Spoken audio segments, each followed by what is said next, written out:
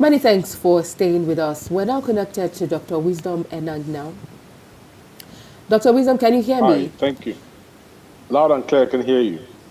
Thank you very much. I want us to look at the barriers that we've had over the years that has prevented Nigeria from achieving true economic diversification.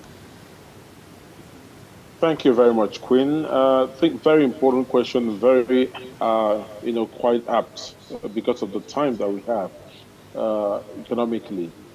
The first thing you need to understand is that there's nothing wrong in having oil being the mainstay of the economy. I mean, we do have that in Saudi Arabia and other countries. The problem that we have is the rent-seeking mentality, which is exactly why we're where we are currently. What does that mean?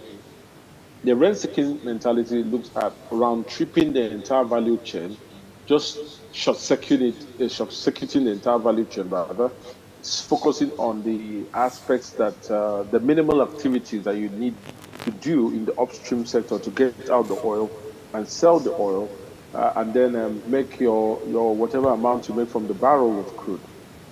But then this only allows you to develop only 15% of your value chain. And that's why when the oil is earning us over 90% of our FX earnings, at the same time, the oil in Nigeria is actually not contributing more than 10% to our GDP. That's because we are rent seeking, we're exporting and not consuming. Why is this important for diversification? It is important because when we're talking about diversification, you are thinking about establishing secondary and primary linkages to the oil and gas sector. I'll give you context. Imagine if we had the midstream, the gas sectors, and the downstream developed for maybe a decade now. You can imagine the economic importance of those advantages of having that in place. You can also imagine the secondary and tertiary, companies, industries that will have to come up to serve those primary industries. So where you have a midstream sector, you have to have services being provided to them. So there'll be service companies that will spring up from there. Service company doesn't have to be technical, they could be non-technical, it could be medical related, it could be occupational health related. So there's a number of things that will spring up. That constitutes the 85% of the value chain that we're currently losing. And that would have been the primary step to diversify our economy. Now, let's tie that back to other areas like agriculture. If you then take, let's say, what is the feedstock for fertilizer? It's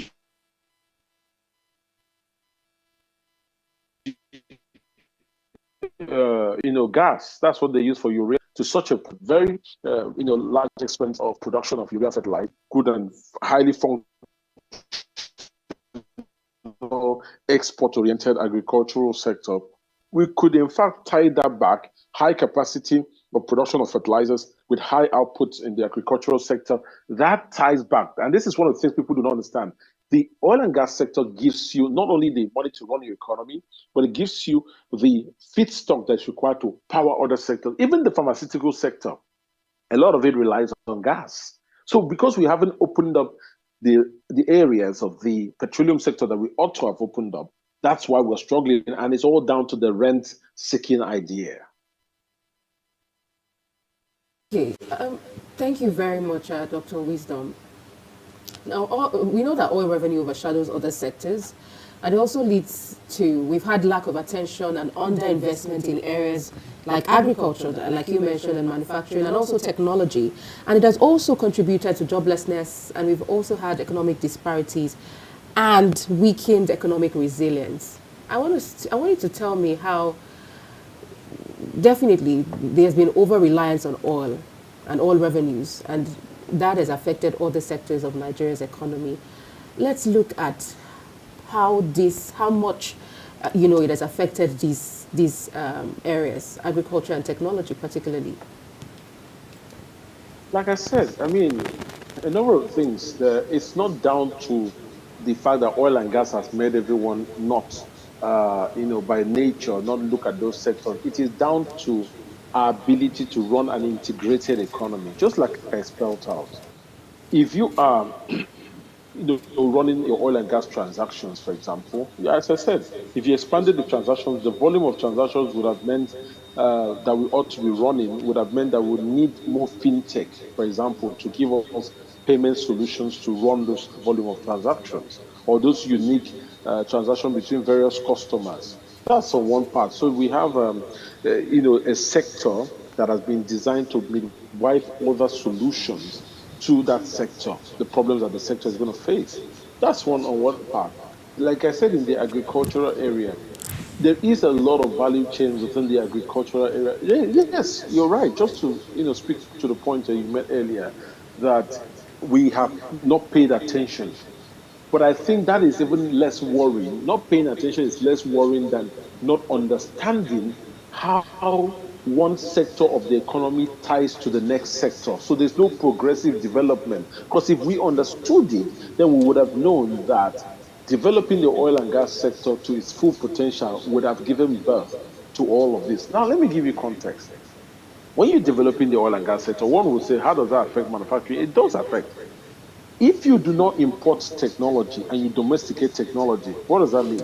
You have to domesticate, you have to standardize your technology to apply in your own climate. Remember, when you look at technology, there are code requirements, what we call the professional code requirements for each technology. But those are broad code requirements for the particular technology that you're looking at. So a code requirement could be Association of, American Association of Mechanical Engineers. That's a code requirement that says this is per the design and the engineering rules. This is how it ought to operate. Then there's also the regulations aspect, which talks about how you utilize it in that country. Then there are also directives, but you cannot give technical directives if you do not domesticate your technology. So at this point, rather than just being middlemen that are importing technology for the oil and gas sector, we would have even had manufacturing hubs that are already producing components, equipment, and recertifying some of this equipment for the oil and gas sector. So you now see how it affects manufacturing, you now see how it affects agriculture, but we haven't been able to achieve it because we're only doing rent seeking and we're comfortable leaving it there and not expanding through the various value chain of the oil and gas sector to a point where we've lost 85% of that value chain over the last 60 something years because of the rent seeking mentality. This is a very sad reality that we're facing ourselves. And right now we're playing catch up. We're playing catch up at a time where a lot of the funding opportunities that we would have leveraged to expand those sectors and even invest actively in those other sectors is gone. Now, there's something I want to clarify here while talking about this, the interplay between the oil and gas sector and other sectors. I'd like to say something. There's a difference between a market need and a market opportunity. And that's one thing we need to understand. Fine. Why are we having a situation where people are not coming in to expand into those sectors, private sectors, like are not coming in to say, look, let's open up and produce the gas reserves and all of that? It's because there's a market need for gas, for example, to open up the agricultural sector. But is there a market opportunity? That's the other thing. Are the government actively opening up areas in the agriculture that are ready to take up this gas? When I mean areas, bankable areas that are ready to take up this gas. Yes, we know the need. We need to grow our capacity for production of food.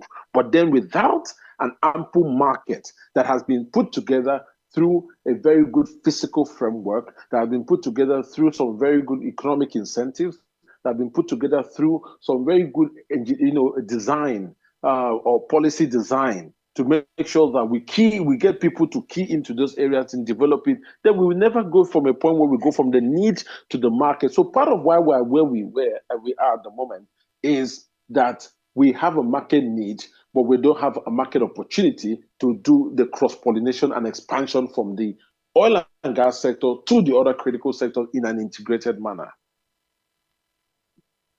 So how do we go about this, knowing that, for us to take advantage of, or better still, develop other sectors in Nigeria's economy, we have to develop the oil and gas sector to its full potentials. And also, like you rightly mentioned, all of these things that needs to be done. Where do we go from here? How do we begin to now develop or maximize, or better still, take the oil and gas sector to its full potentials, basically?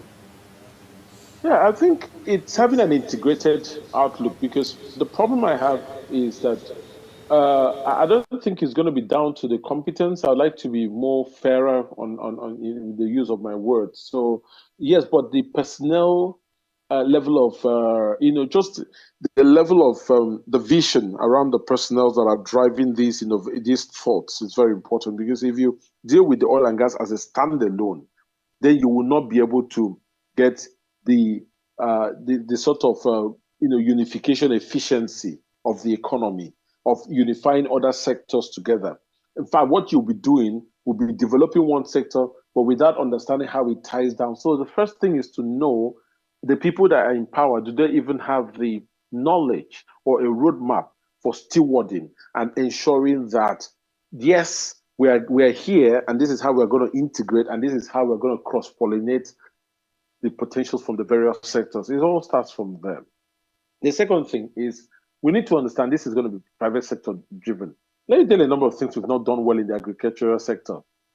Recall that the CBN had attempted to do something about the farmers' money and giving them out money. But what did we do? We went to ways and means, and we're printing a lot of money and just giving it out to those people. What did we do? We did something wrong. The effectiveness of our inputs. So when you're looking at three things, you're looking at policy intent, you're looking at policy in design, and you're looking at policy outcomes. Now, your policy intent could be very great, but if your implementation does not have a feedback loop where you have objective metrics that you measure the results that you're getting out, then of course there's nothing. And I'll give you a context. Every now and then we have different members of parliament, we call them MPs, but whether it be in the State Assembly or the National Assembly or the House of Rep, of which are comprises of National Assembly, House of Rep, and the Senate, we have them do a lot of empowerment programs. And one thing happens, they give out a lot for the empowerment programs, but there is no rhetoric around how much has the people that you've given out this thing developed themselves with this opportunity. So overarchingly, we are lacking the philosophy of accountability and feedback. We only have the philosophy of giving. So we always think that empowerment is government should give fertilizers, the government should give seedlings. How do you know that those seedlings are not sold? And how do you know that they're not put into boats and transported down to Cameroon? How do you know this? So there is no feedback mechanism. So it all starts with developing putting out the right skill sets of people that should develop this sector in terms of appointments, and then putting out the right fiscal incentives, but also making sure that there's a feedback mechanism to measure progress. Also make sure that there is a feedback mechanism for you to take corrections, leverage on lessons learned. Right now, we are repeating a lot of the mistakes that have been done in past administration, but nobody's talking about the lessons learned. These are things that we can do, because when you talk about the idea of boosting the confidence of the, of investors in the country, it all starts with little things like this: bankability, the body language that you're putting out, the consistency of your policies, and all of those. Those are things that will give them the encouragement. The other thing that we need to do is, it's quite a good thing that we're opening up the energy fund for Africa, because we need to also take cognizance of the fact that because we've missed the opportunity that we should have developed these sectors, a lot of investors have moved on to other parts of the world. They've moved on in their interests. So we need to increase our fiscal incentives to attract them. But more so, we also need to think about funding our technology and implementing some of those infrastructure development projects within the African Energy Fund. Those are things that we need to start looking at. And I think even the fund that the CBN was putting together for energy projects are things that we need to start looking at. How well have those people utilized it? Because remember, in the legacy case, we have seen people get licenses for certain projects, go to AMCON in the past and get a loan, and those loans, they just live on those loans. They have no intention to develop their projects, and that becomes a routine for most people that became billionaires on AMCON loan. So the question is, how do we ensure that these leakages are plugged? Because insofar as we want to attract people, we need to make sure that we are giving them absolute value for money, and we have plugged all the areas where there are economic leakages in our value chain. Dr. Wisdom, but because of our time, I was going to ask about young population, particularly tech, and how we can also leverage tech to help us also, because while we're leveraging tech, that can also be a way we can also better the oil sector and other sectors of Nigeria. But let's look at, hopefully we get to bring you again on the show to talk more on these areas. But let's look at lessons that we can learn from maybe other countries that have successfully been able to diversify their economies, and one or two that we can take from there. All right, so I'm going to give you some lessons in agriculture all the way from New Zealand.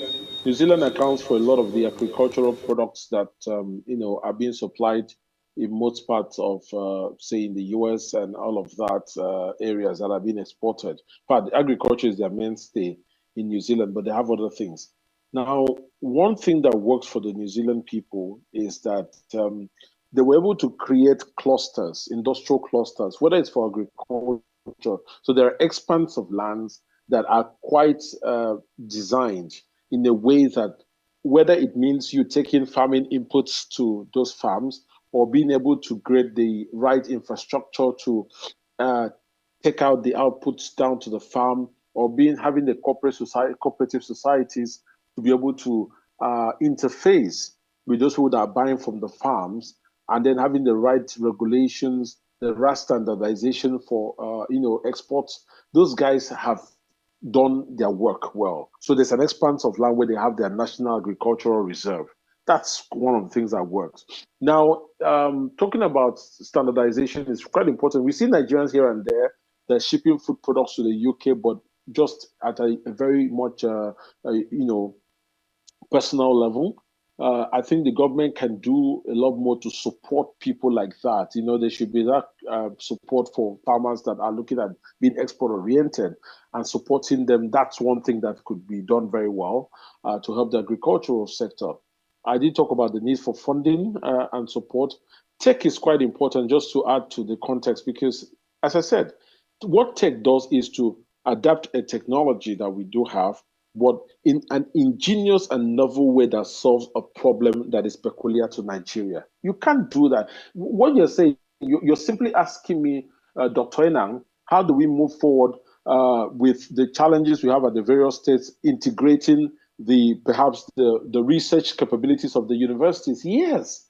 We cannot move forward if we don't get those universities to be domesticating their research outcomes for the subnationals. It's not possible. When I was in the UK, I used to do research for even big companies and in the University of Bath where I was. So the truth is that we need to integrate them. That technology is also create hackathon events, right? Bring those guys out, tell them the problems we're facing in Nigeria, tell them to prefer innovative solutions for prices for Nigerian problem, and integrate the solution into the wider economic framework. That is how we can get to integrate technology and even support those technologies that domesticate solutions to our problems. Dr. Enang, thank you for your time with us and your contributions. Thank you. You have a beautiful day ahead. Well, coincidentally, this is where we draw the curtains on Business Point today. Don't forget to follow us across all social media platforms using at Global TV NG and other handles now showing on your screen. I'm Queen Agaba. Thank you for watching. See you again.